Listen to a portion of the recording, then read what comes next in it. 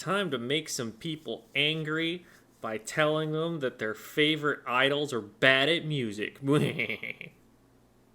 Okay, maybe not.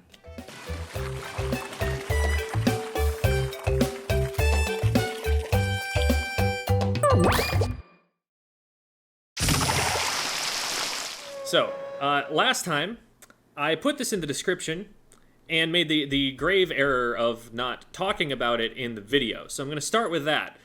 There is a single video that I'm going to link in the description that has all the songs that we're going to be talking about here, and they're timestamped, and it's a great companion video to watch to listen to this. The reason I'm not playing the songs when I'm talking about them is, number one, that pads out the runtime really long on the video, and number two, because I don't want to deal with copyright. I'll let all of the uploaders deal with the copyright issues there. I want this video to stay monetized. So, feel free to just be like, have two windows open and be pausing the one to go to the other and listen to the song for a second, familiarize with yourself with it, whatever.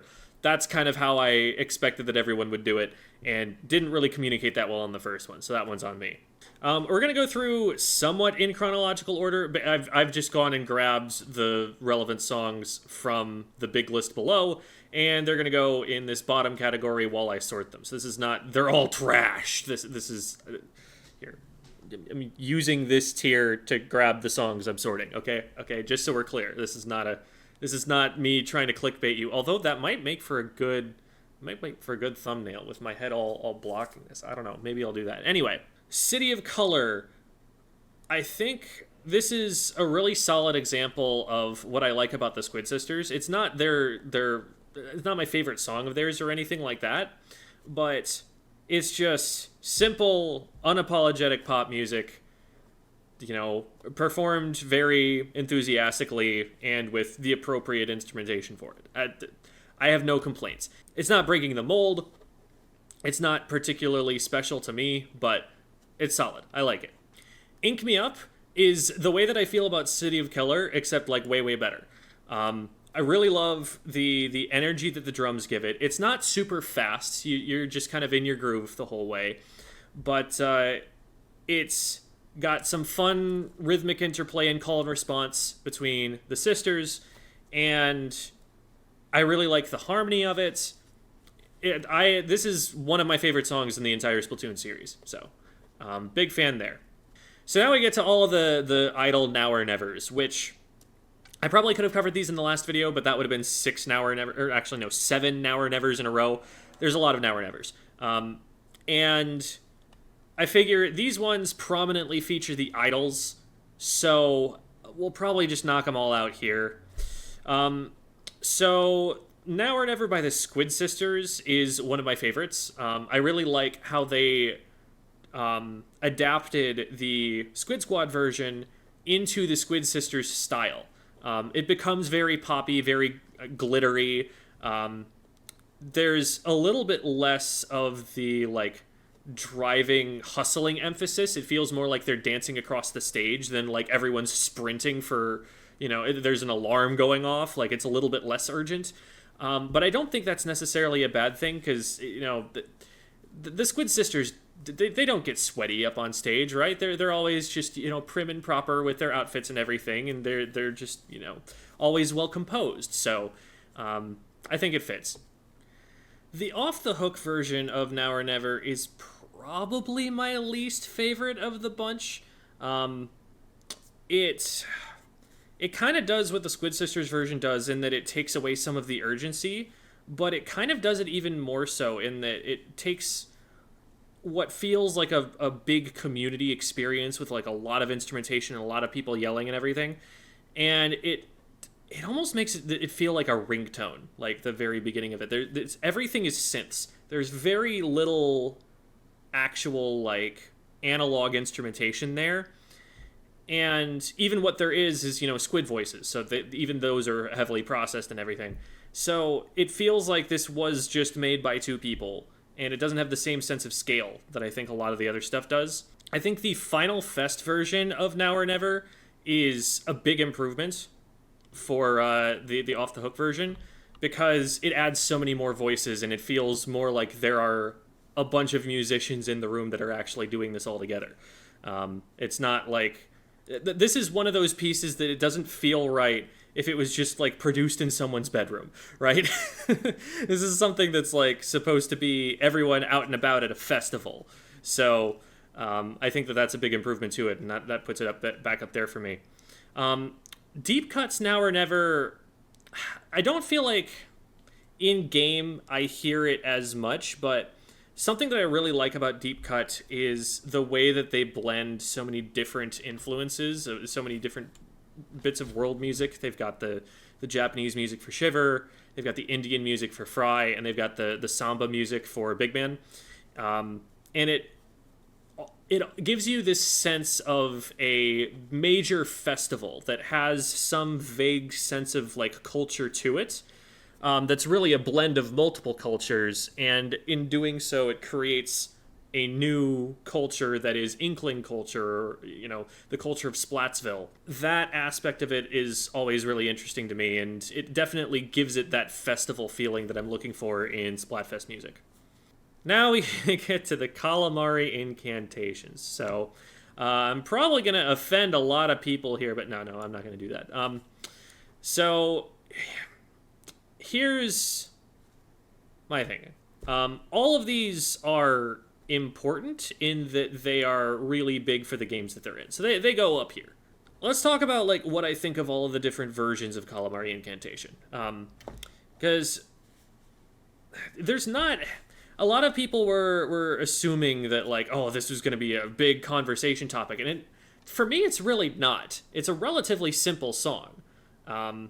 It's a really well-made melody that kind of sits on the tonic, the root of the chord. And basically, all of the rest of the stuff that they're doing with it is dressing it up with the harmony, with the extra instrumentation, to turn it into final boss music. One of the big things about Calamari Incantation is that its use as final boss music specifically is something that I think gives it a lot of emotional weight just by nature of it being the end of the game that it wouldn't have otherwise. Like, it kind of has cheat codes here because it's associated with something that's so big and important in the game. It's got kind of a fast pass to being like a lot of people's favorite song from this game. But I like what all of the different versions bring to it. So the Splatoon 1 version hits you really hard with this gnarly synth sound at the beginning. It's very, very like buzzy, crunchy. Again, I don't like trying to describe timbres with words. It doesn't feel like any of the words ever fit, but that sound is the big novelty. I think it works really well because that kind of buzzing, vibrating, sort of tense feeling, it's coming in during the final boss, and this is the first time we've seen this giant robot that Dr. Octavio is fighting us with. I said Dr. Octavio because Spider-Man. Anyway, that DJ Octavio is fighting you with, like, it's spooky. He's got a big drill arms and stuff, and he's shooting missiles at you. It's like, it's tense. You're trying to save the world here, and the odds seem stacked against you. So I think that's really good and appropriate for the tension. And it's a great, starting point for all of the other versions of this to riff on.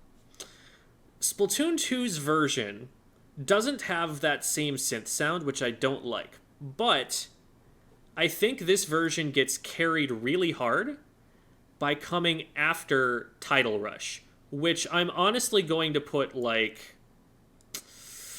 I'm probably going to put it like this in the order right now. I'll move these around. I'm just trying to keep all the Calamari Incantation stuff in one place, and then I'll shift it to where I think it actually is.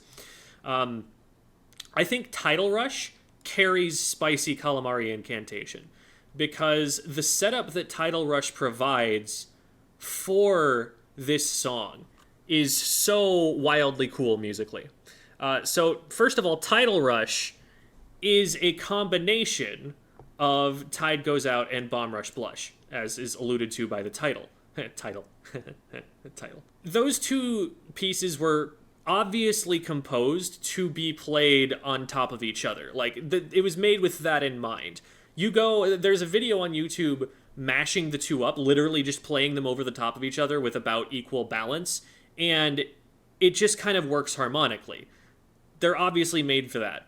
And this is really typical of Nintendo music. The first time that I ever became aware of it was in Legend of Zelda Wind Waker, which does this sort of layering constantly, especially in like the end credits music. If you want to hear some really good music, go and listen to the end credits of Zelda Wind Waker. It will make you nostalgic for a game you haven't played. One of the cool things about Title Rush is that it's not just, oh hey, they reference that old music that I like. It's that in this situation, what's happening in the final boss of Splatoon 2 is that Marie is helping you rescue a brainwashed Callie. So Marie's theme and Callie's theme are kind of competing with each other because they're in actual combat. And it is when Marie manages to snipe the brainwashing device off of Callie's head and Callie joins in that they go and sing Calamari Incantation together. And that's when they're finally united. And that's when you get to the home stretch of the boss battle. So Title Rush sets that up really well, but it also has this really cool section of like classical music where it kind of feels really inspired by stuff like the 1812 Overture, where you've got a bunch of little motifs played by groups of orchestral instruments that are a little bit discordant or just coming up seemingly randomly as though to simulate, bombs flying everywhere on the battlefield. So really, really cool piece of music that I think is like a massive part of why Calamari Incantation hits so hard in that game. And so I give this one the credit in part for this one being so good. 3-Mix is really, really cool in a vacuum. It's a great instance of so many different musicians taking this theme that's been, done to death in this series. Like, let's be real. Calamari Incantation is a song that is at risk more than most of getting overplayed for people who like this game. And so we've got a DJ who's remixing a performance of this by Shiver and Fry and Big Man. So we've got the Japanese influences in it from Shiver, we've got the Indian influences in it from Fry, we've got the Samba influences from Big Man, and they're all just kind of jammed up into one, but it gives this sense of a lot of the same feelings that you get from like Anarchy Rainbow, which is a big party, a big festival, a coming together of all sorts of different ideas, and all of them riffing on each other and making something bigger and more beautiful than you would get otherwise. And it sort of works as final boss music, but also, like, in some ways it kind of feels too fun. Like, spoilers for the storyline here. We're out in space fighting a giant capitalist bear. Like, this is very dire. They're trying to bring about the end of the world as we know it, and everyone's just kind of jamming out, like, having a good time. I guess there's this sense of, like, the confidence that comes from unity of coming together for everybody, especially, like, DJ Octavio, who was once our nemesis, now our ally, and that's a cool character turn. I don't know, that whole thing felt a little over the top to me, and it was the final boss was a little bit hard to take seriously once it got to a certain level of big. And so I think that sort of hurt it a little bit for me, and that's why I was a little bit hesitant to put it pretty high here. But I'm probably going to go here. Maybe here. Yeah, I think I'm going to go there. And then we'll spread these out, so go here, here. Yeah, we'll just put them, like, here probably. I think that's fair. Ink Me Up, it's one of my favorites, not so much one of the like important ones. I'm gonna sneak that in like right there. Okay. All right, Bomb Rush Blush by DJ Octavio. This is something that plays along like right before Tidal Rush, and then Tidal Rush is sort of when Marie gets introduced to this equation. So they're phase 1, phase 2, phase 3 of the boss battle. You go Bomb Rush Blush, Tidal Rush, and then Spicy Calamari Incantation in a row. I'm just gonna package it with Tidal Rush because I think that the two accomplish the same thing, and they're designed musically to blend from one to the other. I'm just gonna continue. I'm gonna consider those two part and parcel. These are the same thing. That gets us through the final boss music. Let's just throw Bomb Rush Blush and Tide Goes Out up there since we've already discussed them somewhat already. I am gonna go here. I'm gonna go here, and then I'm gonna go here. Tide Goes Out, I feel, holds up a lot better. I hope that what's biasing me here is not the video for Bomb Rush Blush. The video for Bomb Rush Blush, for me, was the weakest that the mocap ever was for the Splatoon, like, idle animations and stuff. Callie's face really just does not emote, and the way that her limbs and hands move is just a little bit awkward, and I think it shows a lot worse with her than it does with Marie, because Callie is the more energetic one who's going to be bouncier and jumping around a lot more, whereas Tide Goes Out is, halftime and is very chill, going with the flow, the waves, the tide. You see how it is? Yeah. Tide Goes Out, I think, holds up a lot better in the vocal style, and I think the instrumentation for Bomb Rush Blush probably needed to be a little bit more layered to add a little bit more interest.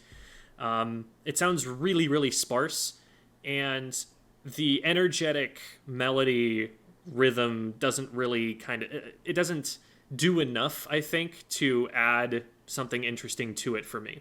So it's fine. It's not bad or anything, but I think Tide Goes Out is much more interesting to me. Their combination, of course, goes really hard, as you can see from my placing these up here. So this brings us to the credits songs. And I'm going to be really cynical for a second before I walk half of that back.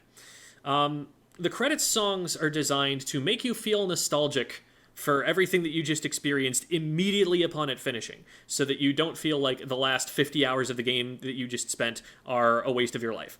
In that function, they do a really good job, and I'm a sucker for it. But there's also this part of me that feels that it's just a little bit cloying at times, and the way that I've found to resolve that for myself so that I can feel better about enjoying it is that this is also sort of a love letter to the people who made the game, right? This is the credits. This is the part where we give credits to the people who made it.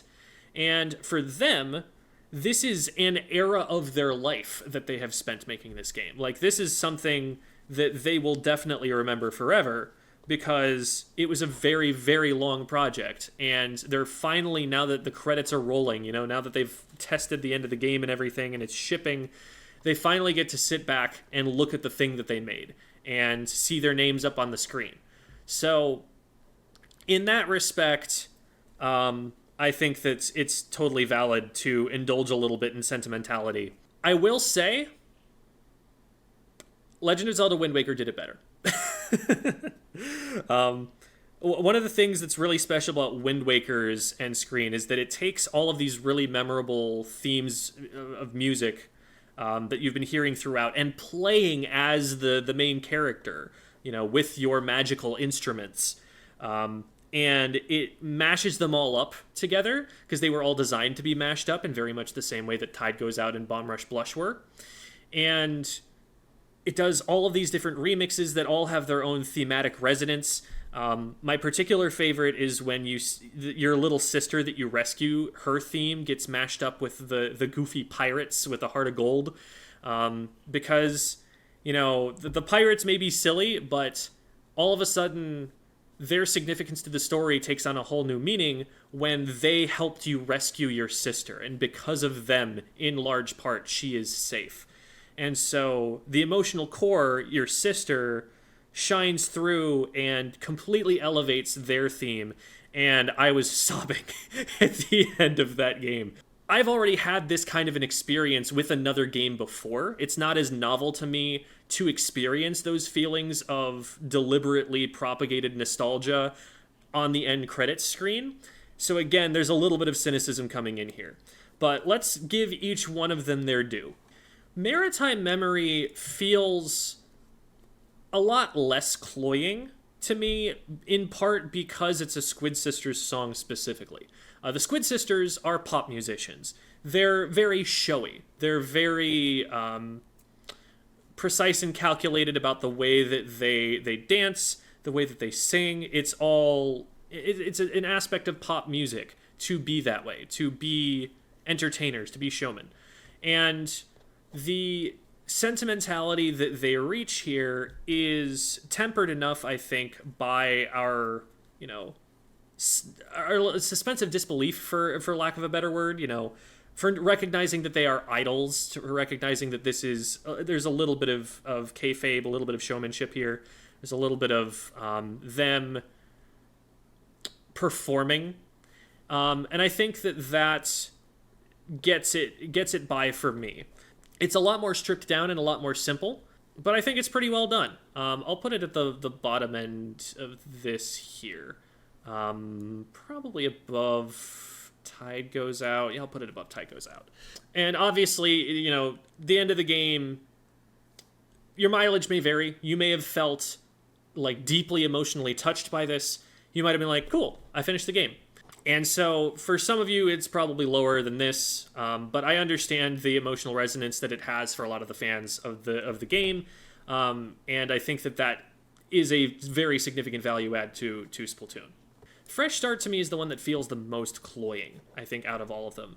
I think in part that's because the Squid Sisters, granted, they had this really cool moment with the title rush music. The one part of the story where they actually do anything. But they've been a really small part of the story right up until that final boss fight. And now it's them that really get to voice the end of the game. It's them that are the musicians who are sending us off. It doesn't feel quite as earned. It doesn't feel like we've spent as much time with them, gotten to know them that well. So I think that's one of the reasons that makes me drop it down. It's solid. It's just there's always that thing at the back of my head like, okay, I mean, sure, whatever. Something that may hurt the experience for me as well is that the single player is routinely the part of the game that I'm the least interested in. It's not particularly challenging most of the time for someone with competitive experience. Like, they're not going to design these experiences for someone with 7,000 hours in the series, okay? Like, that's unrealistic to expect. Even when they put in challenges, they're often like optional, and they feel a little bit frustrating at times because they're not great simulations of what actually wins you competitive games of Splatoon. So, like, Inner Agent 3, for example, you're not fighting against someone who's moving like a human being. So it's not something that feels like a simulation even of the kinds of challenges that I really care to indulge in. So making me feel something about the end of a single-player campaign in these games is hard. And that's part of why I'm dropping it a little bit. But Into the Light is a different story.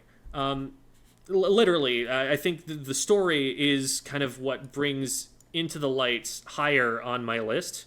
Into the Light, I'd probably put, like, hereabouts.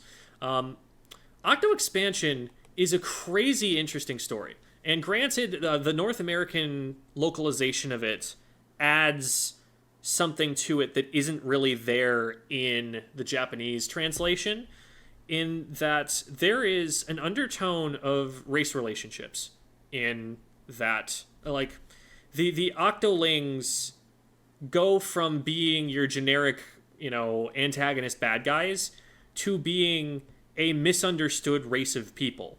They come up from the underground, from the subway system, they have this connotation of being working class and working their way up and emerging into a society that once did not accept them. Like, there's a lot going on there, but like in the subtext, it's never really brought out explicitly, but I think there's a really moving moment of it where the your Octoling, your Agent 8, gets up above ground for the first time after beating Agent 3, the first Agent 3, not Inner Agent 3, and just looks around and sees the sunset and sees the waves and just all of these things that have been denied them before. And they're just kind of taking it in with a relatively blank face, but you can tell that there's a sense of awe there in spite of how badass and awesome they are. Into the Light, I think, really captures that contemplative feeling of that moment. It's very sparse. There's not a lot going on. It's very hopeful, but it's also subdued in the sense that it feels like there's a weight to what has happened before. What came before this was not okay. And we're going to move on, hopefully with better days ahead, but forgive us for not being incredibly excited and passionate and optimistic right away after all of what we've been through. Into the Light, implying away from the darkness that was the past here that we've seen. Man, that blender scene is a bit dark for a game that's, designed for kids and stuff. That was something where I was like, man, if I was a kid, that probably would have traumatized me. So, and I think there's a little bit of that maybe even intentional, because that is the reality of that real world situation, that it was traumatizing. I think that, the Octo expansion story is doing a lot of work to carry this, but I think with that subtext in place, this is a very impactful piece of music. Wave Goodbye. What I want you to do right now is to go and listen to some degree to an EP called Closer by Laszlo. That's Laszlo. I swear there is direct influence from that musician in the beginning of this piece. Like, there's gotta be. It just sounds too similar. And this is high praise coming from me, because that is one of my favorite albums of all time. So, I like this. There are some parts of it that feel a little bit cloying to me. In particular, the use of Calamari Incantation here, at first, doesn't feel great to me. It's like, oh, okay, they're doing Calamari Incantation again, because they know that it'll make people feel good. But I feel that way for about 10 seconds, and then I'm just like, all right, but it sounds good, though. And I just roll with it for the rest of the way. So it's probably not quite as high up as Into the Light for me. Is it above Maritime Memory? I'll put them in about the same place. Very, very good ending to the game. And I will say the callback to Calamari Incantation feels a lot more earned, because we've been through 3 games now, and they've shown like an actual physical aging and maturation of the characters. Like, the Squid sisters feel like they've been around for a long time. And that's a feeling that you didn't really get so much with Splatoon 2, especially with Splatoon 2 coming out so soon on the heels of Splatoon 1. But here, Splatoon 3 had a lot more dev time, and now, people have grown up with the game at this point, so they really have kind of earned just a callback to something that is now significantly older than it was. It doesn't feel quite as much like pandering anymore that they would include such a thing in the end of this piece. And they do it in a way that's not just like, hey, we're doing Calamari Incantation again. They use a bunch of different voices, almost as though the people who came before, there's like a chorus of people looking on to whatever has happened. And we're hearing the echoes, it seems, of the Squid sisters in them. The legacy that they've had, the impact that they've had. So I'm okay with it. I'm cool with putting it up there. I didn't feel bad about feeling things when I heard it at the end of the game. All right, there is one more version of Calamari Incantation that I neglected to get out earlier, and that is the Chorus of Calamari County. This is a really interesting piece of music. It's a traditional adaptation of it, kind of like a village festival with very, very traditional music, very old traditions. The only instrumentation are drums, voices, and I think some kind of flute. Maybe even just people whistling. I think it's a flute.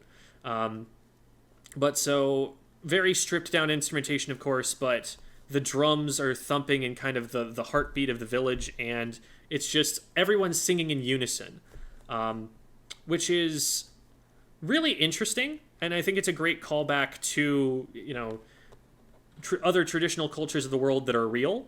It's a little bit odd that we're trying to like establish this ancient traditional culture in Inkopolis, but I don't know, it kind of fits because it's also like that's the origin of the Squid sisters, that while they are pop musicians at heart, they are very attached to their roots. They're very folksy, I guess. We want to be able to see that genuineness underneath all of the glitz and the glam of the pop artists there. So I think that's like the in-universe origin story of Calamari Incantation. I think it's neat, and I'll put it up here. All right, Color Pulse. Color Pulse is music that plays in the Inkopolis Square during the Splatoon 2 Splatfests. So it's interesting because while it is like Splatfest music and idle music, it's also background music. So it's not there to really like get in the way, but it is there to make the space feel different and make it feel like a party. And I think it benefits a lot from the darkened square with all the lights, the jellies jumping up and down, holding their little towels with their designs on them. I think it starts out at I'm fine with it, and then jumps up to I enjoy it when... We'll put that there. It jumps up to I enjoy it in that atmosphere. It feels, again, like you're a part of something a little bit bigger. Like you're really there at a concert, and I think that's cool. Ebb and Flow, we really have to put next to Fly Octo Fly. I don't know why these are two different tracks, because it feels, I guess maybe the melody switches or something, but like they are mixed together so carefully. They're kind of one and the same. I'm going to go and put these up into here. These are very influential, and they're kind of final boss music in a sense of their own in the end of Octo Expansion. I think the title Fly Octo Fly is probably the part I like the best of it, because this is the moment where you, the Octoling, the first one who has made it up out of the underground, are now way up in the sky, grinding on a rail around the giant statue, saving the world. Rising up from humble origins to literally fly through the air to save everybody. So I think that's really cool. The way that they move in tandem and that they are worked into the story of the game, that like Pearl is charging up to release her killer whale. That is the climax of that closing cutscene. And somebody pointed out that Pearl is sort of warming up, and so Marina's taking the lead at the beginning, but that Pearl's voice becomes more and more a part of it as time goes on. Like, there are some neat elements to this. And I think it's definitely up there as one of the better off-the-hook tracks. 2 tracks, 1 track, whatever. I don't care. They're the same song. Acid Hues, as someone who played a lot of Splatfests and who has spent a lot of hours on Splatoon 2, my first thought was, oh, this is probably going to go in kind of forgettable. And then I listened to it again and I'm like, no, that's my it's overplayed bias coming into play there. I'm actually going to go all the way up here with it. I really like I think this is some of the more interesting singing that Off the Hook have. It's very rhythmic. It's very interesting. I love the little like flute interlude where the instrumentation drops out and it kind of carries upward. The percussion and rhythm section is pretty plain, which is what's keeping it as low as it is. But I like it. I think it's a solid piece of Splatfest music. It may not be the best piece of battle music, but I enjoy it. Muck Warfare, on the other hand, does actually feel kind of forgettable to me. There's nothing super interesting to me about the melody on the lead-in. It sounds very basic, very just kind of pop. I don't get a lot of the flavor of Marina and Pearl's music as compared to like the Squid Sisters. This sounds like something that could just play behind the Squid Sisters. It doesn't feel distinct. It feels very Splatoon 1. There's some maybe synth stuff that's a different texture to it, but I'm also not really into the lead vocals here. The climax of it almost makes me feel something, almost gets it up another tier there, but this is one that's like, it's just Splatfest music to me. I don't know how Fest Zest ended up in here. This is just like the end of game music from the Splatfest. I'm not going to include that there. It's just kind of repetitive. Okay, Nasty Majesty. Oh, do I put this at number 1? I almost want to.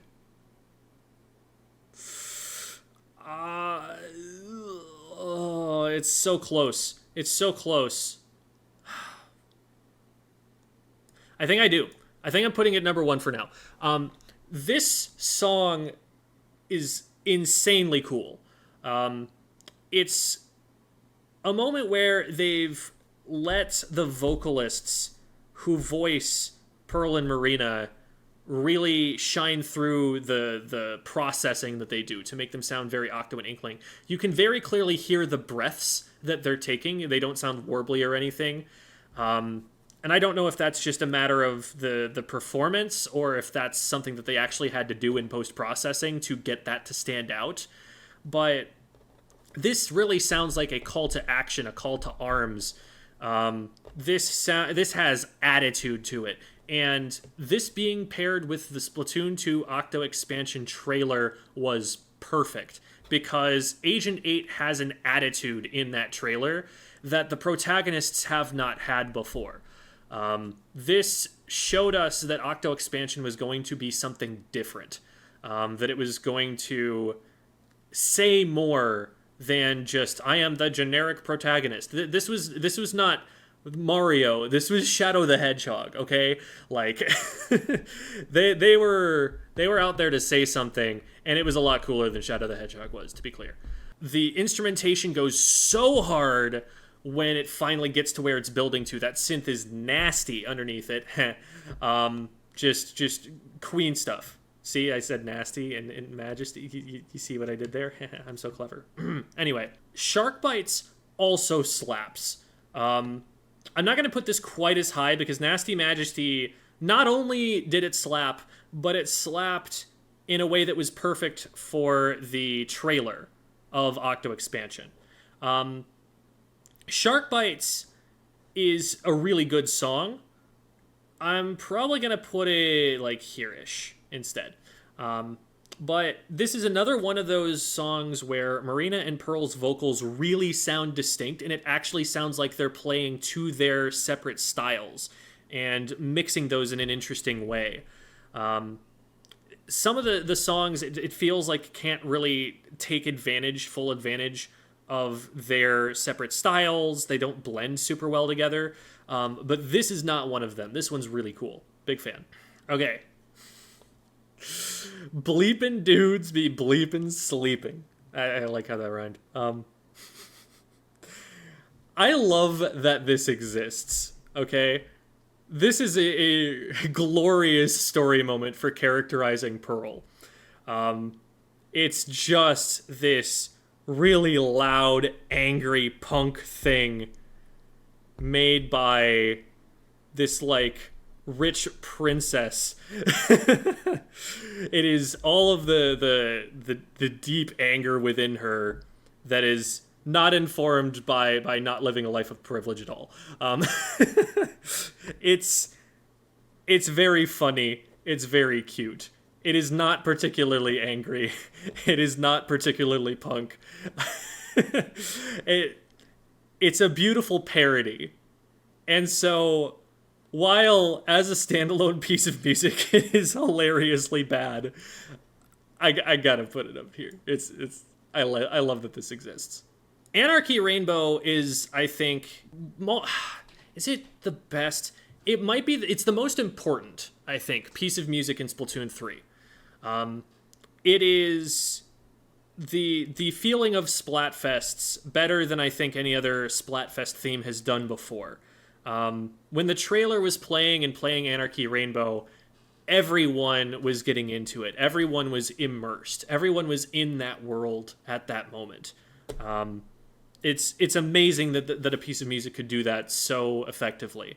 We've mentioned it a couple of times before, but one of the things that really contributes to this is that Deep Cut consists of 3 different world music influences. You've got Shiver with traditional Japanese music, you've got Fry with Indian music, you've got Samba music in Big Man. And the combination of all of those pieces of music, all of which have traditions of, big cultural festivals, adding them all together just makes it feel like everywhere in the world you're suddenly like, no, this is just home. This is, where I belong. Very, very beautiful piece of music. And one of the best things that the Splatoon 3 composers have created, for sure. Fins in the Air is weird because it feels like it's just an off-the-hook Splatfest song. It's very electronic. It's got the 2 vocalists kind of going back and forth. The only thing that really gives away the vocals as being distinct is like the ornamentations that Fry puts on, all of her solo vocals. So it definitely feels a lot less than what, say, Anarchy Rainbow is. But I do like the sort of chorus that it builds to. So I'm gonna go with I'm fine with it. It's not bad. It's just kind of solid Splatfest music. Till Depth Do Us Part, I like a bit better. I'm probably going to put it about up here. It starts out sounding just like pretty basic Splatfest music, just Shiver and Fry singing in their style. I do like the little bit of an edge that you get in the intro. You've got some very Splatoon sounding melodic riffs, motifs, whatever you want to call them. But they've got just a little bit more of an edge to them. It feels more Splatsville than it does in any of the previous locations. And then the back and forth is so-so. But when they really get down into the chorus, that grooves. I really like that. And I get really excited for that whenever that comes up, that part of the song comes up in the game. So I'm not going to put it quite up as high. This is a very high tier of Splatoon music. This is very competitive up here. But it's on another list, it might have actually made the top row. Surprise and Shine, I'm just realizing this is the boss music for Deep Cut. I'm going to save that for the single player. It feels not so much like a standalone piece of music. And this is going to feel hypocritical because this is Rocket 2 and Rocket 4. If I remember correctly, but these feel more like standalone performances, I think. So I'm going to consider those to be idle music, and then we'll deal with that, which is a lot more designed to be like just boss music later on. So Hide and Sleek, like we said, Rocket 2. I like it. It gives you this sense of building tension and danger, of being about to go out into the unknown. It's a very wide open, expansive sound. It lets Fry just kind of go nuts when she's basically yelling. Her vocals gets very loud, very up there in her range. Lots of cool ornamentation that she's doing. Very kind of energetic vocals, but across a broad expanse, which I think is kind of in line with the fact that we're about to go up into space on a rocket ship. Smeared Canvas is... I'm going to go with fine. I think it's good kind of background music for the levels that you're playing here because there are some puzzling aspects to the levels. So it's not like everything in these levels is going to be immediate, intense action. Um,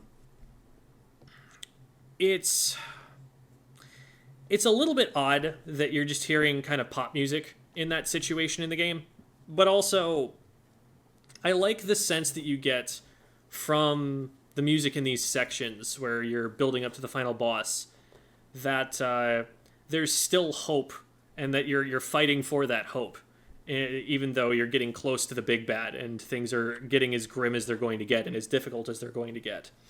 You kind of get that in like Title Rush, for example, which again is literally just a pop song, Tide Goes Out, but mixed into the chaos of battle.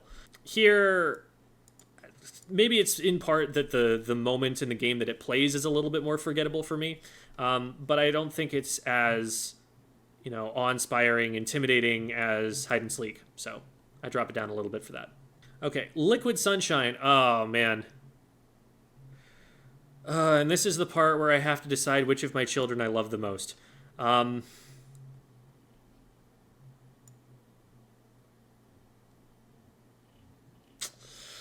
Oh, Liquid Sunshine is such a beautiful Splatfest song. It's got all of the glitter, all of the really poppy elements that you get from like the Squid Sisters, but it's just got so much genuine heart when you get to that chorus. Like Liquid Sunshine is such a perfect name for it because it's like the clouds are opening up and the god rays are falling down and everything's beautiful all of a sudden.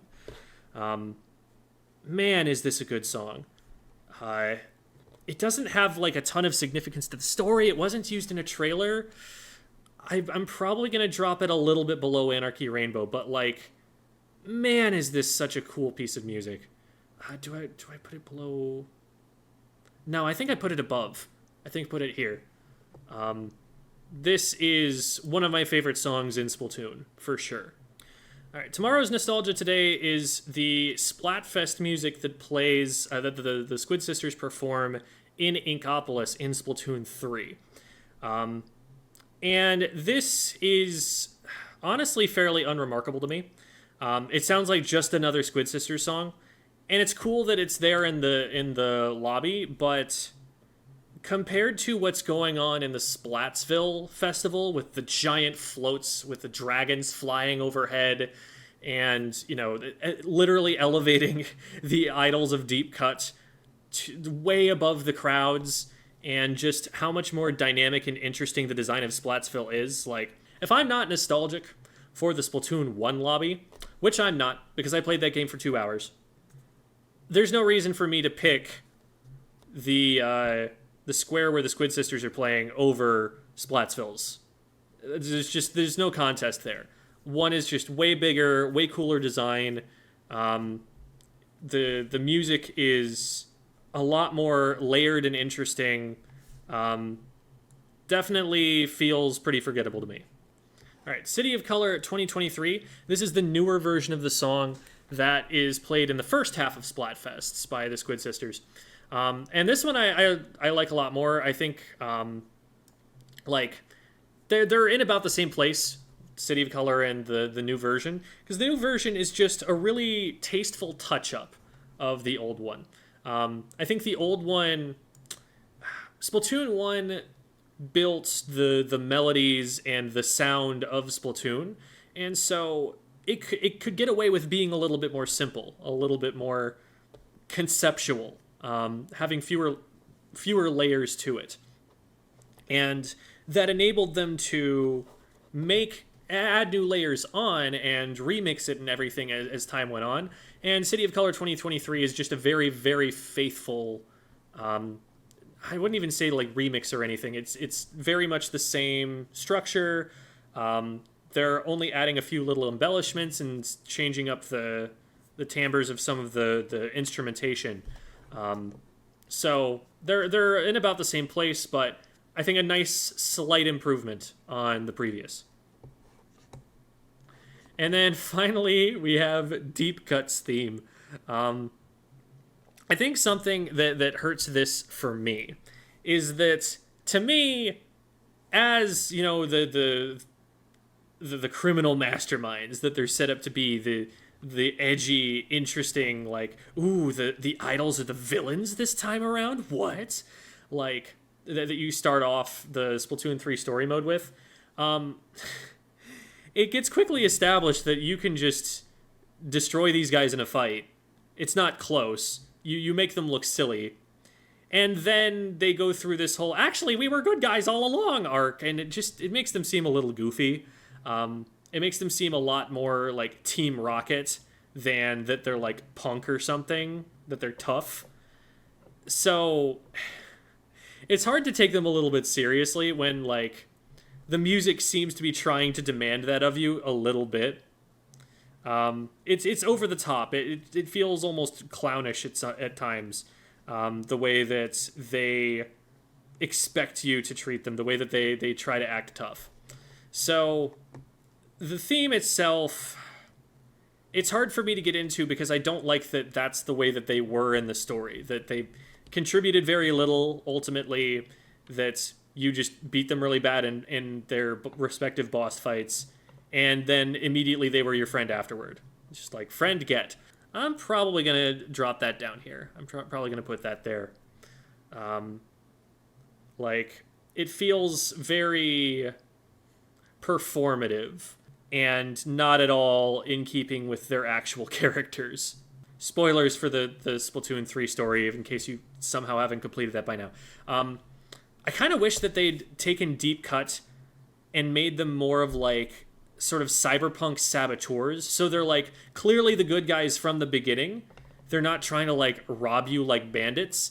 They're instead like, hey, you're part of our secret society now. You're one of the runners, you know?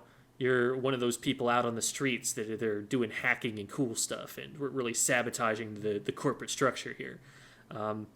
This is like, if you're gonna fight capitalism, then maybe, like, being a pop star isn't exactly the right look for that. The enemy is literally like, capitalism is there like an analog to global warming? Like the evil corporatist capitalist who's trying to bring about environmental destruction? Like, they are going to turn everything fuzzy, and that would warm it all up. Therefore, but that's just a wild, untestable speculation. A game wild, untestable speculation. Thanks for watching.